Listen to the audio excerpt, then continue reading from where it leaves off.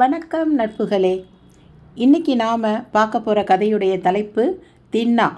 வாங்க கதையை பார்ப்போம். உங்கள் காதுகளுக்கு இனிமையான கதைகளை கொண்டு வரும் மகிழ் தமிழ் கதைகள். வாருங்கள் கதைப்போம். நண்பர்களே, இப்போ தான் நீங்கள் ஃபஸ்ட் டைம் நம்ம சேனலுக்கு வந்திருக்கீங்கன்னா சப்ஸ்கிரைப் பண்ணிவிடுங்க. அப்படியே பக்கத்தில் இருக்கிற பெல் ஐக்கான் அழுத்திட்டிங்கன்னா உங்களுக்கு நான் அடுத்தடுத்து போடுற வீடியோக்கள்லாம் வந்துக்கிட்டே இருக்கும். தின்னா என்கிற திரு நாராயணனை நான் முதலில் சந்தித்தபோது அப்போதுதான் அவன் தாய்ப்பாலை மறந்திருப்பான் போல் இருந்தது. ஏறக்குறைய குழந்தைத்தனம், இளம் பாலகன். இவனுடைய அப்பாவும் அம்மாவும் தகரப்பெட்டியுமாக பாடசாலையில் சேர்வதற்காக சேனங்குளத்திலிருந்து வந்திருந்தான். அப்பா ஒன்றும் கவலைப்பட்டதாக தெரியவில்லை. 8:45 பஸ்ஸை பிடிச்சாதான் சேனங்குளத்துக்கு பின் மாலை போயிடலாம், அவெல்லாம் பார்த்துப்பான் வா என்று மனைவியை அதட்டி கொண்டிருக்க அந்த தாய் விக்கி விக்கி அழுது கொண்டிருந்தாள். பாட்டியிடம், மாமி அடுத்த வேளை சோத்துக்கு வழி இல்லாமத்தான் புள்ளைய விட்டுட்டு போகிறோம், பார்த்துக்கோங்க மாமி என்று கெஞ்ச, பாட்டியும் அம்மாவும் நீங்கள் போயிட்டு வாங்கோம்மா, பாடசாலையில் 8 ஊருக்கு பார்த்துப்பா, அடிக்கடி ஆற்றுக்கு வர சொல்லுங்கோ, நாங்களும் பார்த்துக்கிறோம். தின்னா தின்னா நான் போயிட்டு வரேன்டா என்று அவன் கன்னத்தை ரத்தம் தெரிய பிடித்து அழுத்தி விடை பெற்றபோது இளம் பாலகன் அப்போதே ஒருவித முதிர்ச்சியுடன் தான் இருந்தான். அண்ணா போயிட்டு வாங்கோ. அம்மா போயிட்டு வாம்மா, நான் சமத்தா இருக்கேன், அழாதம்மா, எச்சுமி அலமேலு நப்பின்னு எல்லாரையும் விசாரிச்சதா சொல்லுமா என சினிமா பாலகன் போல பேசியது வியப்பாக இருந்தது. ரொம்ப அழகான பையன், நல்ல சிவப்பு. ஐயங்கார் குடும்பங்களில் இப்படி திடீரென்று ஒரு விதமான ராணிய சிவப்பை சந்திக்க முடியும். ரோஜா இதழ் உதடுகள். அந்த சின்ன வயசுலேயே தன்னுடைய பொறுப்பையும் ஏழ்மையையும் உணர்ந்து கொண்டது போல அந்த குழந்தைக்கு ஒரு விதமான தேஜஸ் இருந்தது. உடனே கட்டி முத்தமிடலாம் போல இருக்கும். ஒரு கன்னி பெண்ணின் பொறாமையாக அடர்ந்த கருங்கூந்தலை சேகரித்து பின்னால் கட்டுக்குடுமியாக வைத்து முன்மண்டையில் அப்பளம் போல சவரம் செய்து நெற்றிக்கு கொஞ்சம் பெரிசாகவே தென்கலை நாமம் திருமன் ஸ்ரீசூர்ணம் இட்டிருந்தான். எங்கள் எல்லாருக்கும் அவனை பிடித்து போய்விட்டது. பாட்டி அவனை வாமன அவதாரம் என்றே நம்பினாள். அவன் பாடசாலையில் உயர்வர உயர்நலமுடையவன் எவனவன் என் சொல்லும்போதே நம்மாழ்வாரே மறுபடியும் வந்துவிட்டார் என்று சொன்னாள். இந்த பாடசாலை என்பது சம்பிரதாயமான பள்ளி அல்ல. தாஸ் வீட்டையும் ராவிராவின் வீட்டையும் அடுத்து வடவண்டை பக்கத்தில் 3-4 வீடுகள் தள்ளி இருந்தது குவலக்குடி சிங்கமையங்கார் பாடசாலை. தென்னாச்சார் சம்பிரதாயத்தை நிலைநாட்டுவதற்காக உருவானது. குசி என்னுடைய கொள்ளுத்தாத்தா தாய் வழி மூதாதை. அதாவது குசி என்பது குவலக்குடி சிங்கமையங்காருடைய சுருக்கமான பெயர். ஐயங்கார்களில் 2 பிரிவு உண்டு, வடகலை தென்கலை. ஆனால் இந்த அடைய வளைஞ்சான் பெரியார் கட்சிக்காரர்கள் எச்சக்கலை என்று 3வதையும் சேர்த்து கொள்வார்கள். ஐயங்கார் என்பதே ஒரு விதமாக சிறுபான்மைத்தான். தமிழ்நாட்டில் எத்தனை ஐயங்கார்கள் இருக்கிறார்கள் என்பது பற்றி யாரும் கணக்கெடுத்ததாக தெரியவில்லை. டிவிஎஸ் இந்து குடும்பங்களின் அமைப்புகளான தனியார் துறைகளில் சில நாமங்களை பார்க்க முடியும். மற்றபடி ஐயங்கார்கள் எல்லாம் தமிழ்நாட்டுக்கு வெளியே சிதறியிருந்தார்கள். பரீட்சைகளில் 90 மார்க்கு வாங்கி சளைத்து சமூக மாறுதல்களில் சந்தர்ப்பங்கள் கிடைக்காமல் வெளி மாநிலங்களிலோ அல்லது வெளி தேசங்களிலோ இருக்கிறார்கள். இந்த சிதறிய சமூகத்திலும் 2 வகை, வடகலை தென்கலை. தீவிர தென்கலைக்காரர்கள் வடகலையில் பெண்ணெடுக்க மாட்டார்கள், வடகலை நாமம் போட்ட கோவிலில் வணங்க மாட்டார்கள். அதே போல தீவிர வடகலைக்காரர்கள் தென்கலை எல்லாம் கீழ்சாதி, ராமானுஜர் போகிற போக்கில் இழுத்துவிட்ட நாமங்கள் என்று சொல்லிக்கொண்டு தென்கலையை சீண்ட மாட்டார்கள். 2 பிரிவுகளுக்கும் நாமத்தை தவிர வித்தியாசம் என்னவென்று உன்னிப்பாக பார்த்தால் யாருக்கும் தெரியாது என்றே சொல்ல வேண்டும். எனக்கு தெரியும். இதற்கு பகவானுடைய வாத்சல்ய நோக்கங்கள். ஸ்ரீ வைஷ்ணவ மதம் பகவானை பரம காருணிகனாக நம்புகிறதும் வேதாந்த தேசிகரின் தயா சதகத்தில் இருந்து கொட்டேஷன் எல்லாம் எடுத்து கொடுத்து விவரிக்க வேண்டும். உழக்கில் கிழக்கு மேற்கு இந்த காலத்தில் இந்த பிரிவுகளின் அபத்தம் புலப்பட்டு சமூக மாறுதல்கள் என்னும் மாறுதத்தின் திசையில் மறைந்து போய் தென்கலையோ வடகலையோ சோறு கிடைத்தால் போரும் என்று பெரும்பாலான ஐயங்கார்கள் சீரழிந்து சிதறியிருந்தாலும் உள்ளுக்குள் இந்த கலை வித்தியாசங்கள் இன்றும் உறங்கிக் கொண்டிருப்பது சோஷியாலிஸ்டுகளுக்கு பொருத்தமான விஷயம். என்னுடைய சொந்த ஆராய்ச்சியின்படி தென்கலை பையன்கள் ஒன்று அமெரிக்காவில் இருக்கிறார்கள், இல்லை சமையற்காரர்களாக இருக்கிறார்கள். குசி பாடசாலை தென்கலை சம்பிரதாயத்தை நிலைநாட்டுவதற்காக ஏற்படுத்தப்பட்டது. அதன் சரியான காரணம் சிங்கமையங்கார் தன் வாரிசுகள் சொத்தை ஒழித்து கட்டிவிடுவார்கள் என்கிற பயத்தால் போனஸாக புண்ணியமும் கிடைக்கிறது என்று ஒரு வினோதமான ட்ரஸ்ட் ஏற்படுத்தி தேசாந்தரி கட்டளை பாடசாலை லைப்ரரி என்று குழப்பமாக ஒரு உயில் எழுதி வைத்துவிட்டு சென்றார். எங்கள் குடும்பத்தில் முதல் எழுத்தாளர் இவர்தான் என்று சொல்ல வேண்டும். பத்ரிகாசிரம யாத்திரை போயிருந்தபோது அந்த அனுபவங்களை பயண கட்டுரை போல எழுதி சொந்த செலவில் விலாசம் பிரஸ்ஸில் அச்சடித்து புத்தகத்தின் ஒரு காப்பியை நான் படித்திருக்கிறேன். அவர் எழுதிய வில்லிலும் கற்பனை வளம் அதிகமாக இருந்திருக்க வேண்டும். அந்த வில்லை பற்றி இன்றைக்கும் சுப்ரீம் கோர்ட்டில் கேஸ் நடக்கிறது.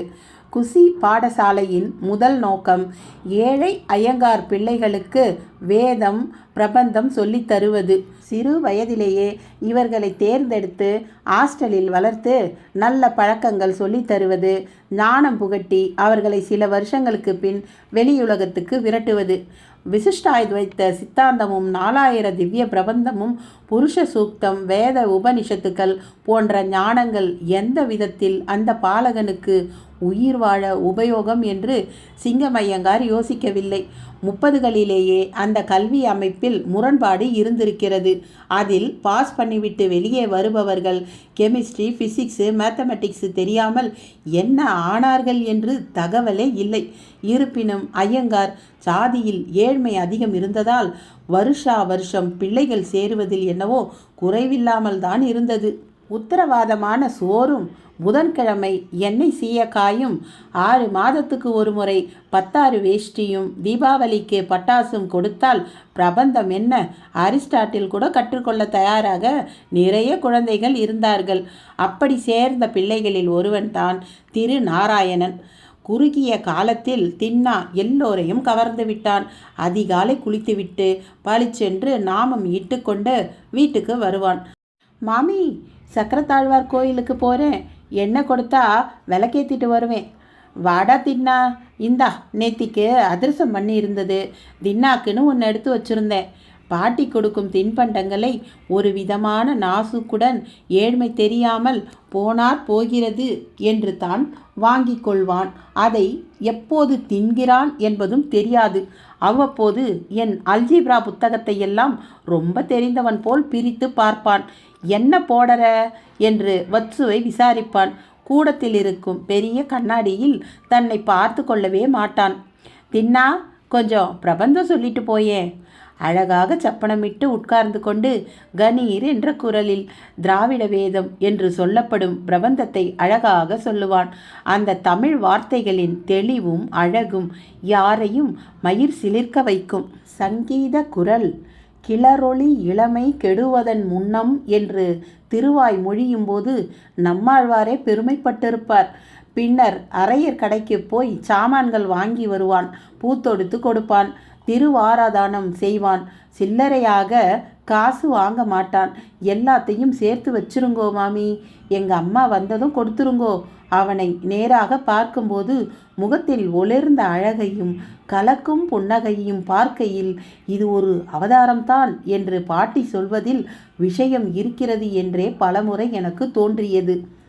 நான் காலேஜ் முடித்துவிட்டு சென்னையில் ஹாஸ்டலில் சேர்ந்து சில வருஷ இடைவெளிகளில் தின்னாவை அதிகம் பார்க்கவில்லை.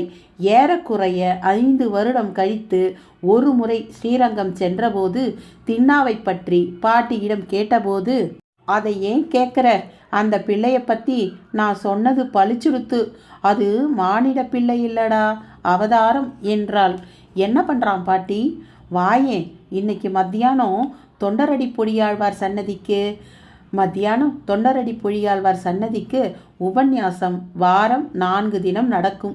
மொத்தம் 13 பேர் கேட்டுக்கொண்டிருப்பார்கள். என் பாட்டி, சன்னதி காப்பாளர், அப்புறம் வரதாச்சாரியார் சுவாமிகளின் மனைவி. இப்போது போனால் சன்னதி நிரம்பி வெளியெல்லாம் ஜனங்கள் உட்கார்ந்திருக்க நடுநாயகமாக வரதாச்சாரியார் கொடுத்த பச்சை பட்டு சால்வையை போர்த்தி கொண்டு காதில் சிவப்பு கல் கடுக்கனும் கையில் மோதிரமுமாக குளந்தாங்கு சாதிகள் நாளும் கீழிழிந்து எத்தனை நாளந்தான் இலாத சண்டாளராகிலும் வளந்தாங்கு சக்கரத்து அண்ணல் மணிவண்ணன் தாளொன்றுள் கலந்தார் அடியார்த்தம் அடியார் எம் அடிகளே கணீர் குழலில் பாடிய திண்ணா வளர்ந்திருந்தான். நெற்றி புருவங்கள் வில்லாக வளைந்திருக்க கன்றுக்குட்டி கன்னங்களும் இயற்கையாகவே மையிட்டார் போல் இருக்க ஒளிரும் பற்கள் ரோஜா ஈறுகள் குரலில் பேஸ் கலந்த வசீகரம். உபன்யாசத்தில் ஏகப்பட்ட பெண்கள் கூட்டம் இருப்பதை கவனித்தேன். அவன் வயசுக்கு மீறியதாகத்தான் இருந்தது. ஜீவாத்மாவாக அல்லாது ஆத்மா என்று சொல்லப்படுற சித் ஞான ஸ்வரூபமாக ஜடமாக தனக்குத்தானே தோணக்கூடியதாக இருக்கும் அறிவா மட்டும் இல்லாமல் அறிவாளியாகவும் இருக்கிறதால ஞானத்தை குணமா உள்ளவன்தான் ஆத்மா. அவன் சொல்வது பெரும்பாலும் பெண்களை கொண்ட அந்த கூட்டத்தினருக்கு புரியவிட்டாலும் பரவாயில்லை என்று தோன்றியது. அவன் சொல்லும் விதம், குரல், அதன் ஆழம். எப்படி இந்த சிறுவனால் இவ்வளவு சிக்கலான சித்தாந்தங்களை பேச முடிகிறது? எப்படி இதில் பதவிசு குன்றாமல் மிக தீவிரமாக பேச முடிகிறது? இவன் வயசு பிள்ளைகளெல்லாம் கிரிக்கெட் ஆடிக்கொண்டும் சினிமா பார்த்து கொண்டும் சைட் அடித்து கொண்டும் இருக்கும்போது இவனால் எப்படி சுத்த சத்துவம், மிச்சிரவஸ்தம், சத்துவ சூன்யம் என்றெல்லாம் சொல்ல முடிகிறது? இந்த யுகத்துக்கு எல்லாம் மதிப்பு இருக்கிறதா? இவன் அவதார புருஷன் இல்லாவிட்டால் என்னவாம்? இவ்வாறெல்லாம் யோசிக்க வைத்தான் தின்னா. இவன் உபன்யாசத்தை வியப்புடன் கேட்டுக்கொண்டிருந்த அப்பெண்மணிகளை பார்த்தேன். இளம் பெண்கள், திருமணமானவர்கள், விதவைகள், பாட்டிகள். ஏதோ ஒரு விதத்தில் அவர்களுக்கு மனசுக்குள் குழப்பமாக இருந்த மகாவிஷ்ணு உருவம் தீட்டப்பட்டு தின்னாவாக தோற்றமளித்ததோ என வியந்தேன். அடுத்த முறை இன்னும் சில வருஷங்கள் கழித்து எனக்கு புதுசாக வேலை டில்லியில் ஆன கையுடன் லீவில் வந்திருந்தபோது போயிருந்தேன். அங்கே ராமகிருஷ்ணா மடத்தில் தின்னாவின் உபன்யாசம் நடந்து கொண்டிருக்க அவன் இன்னும் கொஞ்சம் சிவப்பாக, இன்னும் கொஞ்சம் பளபளப்பாக, குரலில் இன்னும் கொஞ்சம் கம்பீரம் சேர்ந்து கொண்டு தின்னா ஒரு எதிர்கால சின்மயானந்தாவாக ஆவதற்கு உரிய அறிகுறிகள் எல்லாம் கண்டேன். இத்துடன் தின்னாவின் கதை முடிந்திருந்தால் எனக்கு சந்தோஷமாகவே இருக்கும். இல்லை, போன வாரம் சென்னைக்கு ஒரு கல்யாணத்திற்கு வந்திருந்தபோது அந்த கல்யாணத்தில் ஒரு பெண் கமலஹாசனை பார்க்க வேண்டும் என்று துடித்தாள். அவள் வாழ்வு கமலை பார்த்துவிட்டுத்தான் சாவல்யமடியும் போல இருந்தது.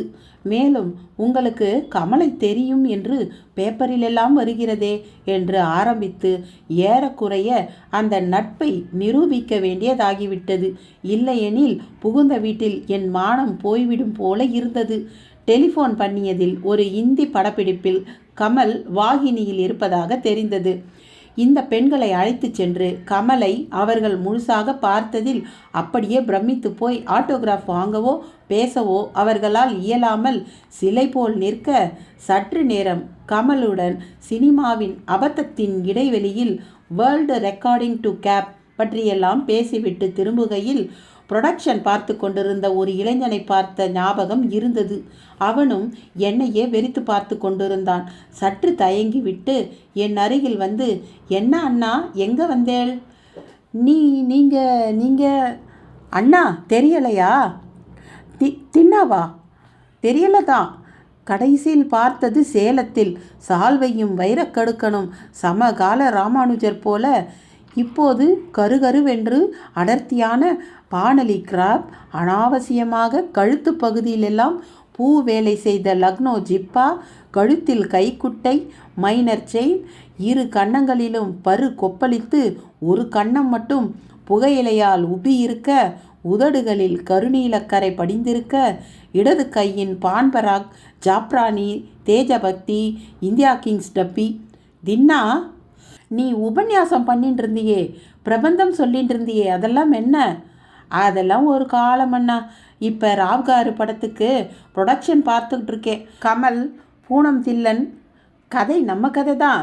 கேஜி சார்கிட்ட நமக்கே வம்புன்னு ஒரு காமெடி போன வருஷம் ஜூபிலியில் பண்ணிட்டு பாருங்கோ. நான் தான் ஒரு ஃபெஸ்டிவல் படத்தை உல்டா பண்ணி எழுதி கொடுத்தேன். இந்தியில் 2.5க்கு ரைட்ஸ் வாங்கியிருக்கா. அப்புறம் விஜிஆர் யூனிட்ஸில் அவன் தமிழே வேறு விதமாக மாறி இருந்தது. காப்பி சாப்பிட்றேலா? இல்லைப்பா. சிகரெட்? இல்லைப்பா. அண்ணா, எழுதிய கதையெல்லாம் டைம் கிடச்சா படிக்கிறது உண்டு. ஏதோ ஸ்ரீரங்கத்துக்காரெல்லாம் நல்ல நிலைமைக்கு வந்தால் சந்தோஷம். நானும் நல்ல நிலைமையில தான் இருக்கேன். உங்கள் சப்ஜெக்ட் கூட ஒன்று பண்ணணும், பெங்களூர் வந்து டிஸ்கஸ் பண்ணணும்னு டைரக்டர் சொன்னார். நம்ம சொந்த ப்ரொடக்ஷன் தானே. தின்னா, உனக்கு பிரபந்தம் எல்லாம் ஞாபகம் இருக்கா? தின்னா எதிர்பக்கம் போய் கொப்பளித்து செத்த புகையிலையை துப்பிவிட்டு வந்து, எல்லாம் மறந்து போச்சண்ணா என்றான். ஆற்றுக்கு போகிறதுக்கு வண்டி இருக்கா? வண்டி அனுப்ப சொல்லட்டுமா? திரும்ப செல்லும்போது ஜீன்ஸ் அணிந்த பெண்ணுடன் அந்யோனமாக ஜோக் அடித்து கொண்டிருந்த தின்னாவின் சாதனையை வீழ்ச்சி என்று என்னால் சொல்ல முடியவில்லை. என்ன நண்பர்களே, கதை உங்களுக்கு பிடிச்சிருக்குன்னு நினைக்கிறேன். பார்த்துட்டு லைக் ஷேர்லாம் பண்ணுங்கள். அடுத்த வீடியோவில் நாம் பார்க்கலாம்.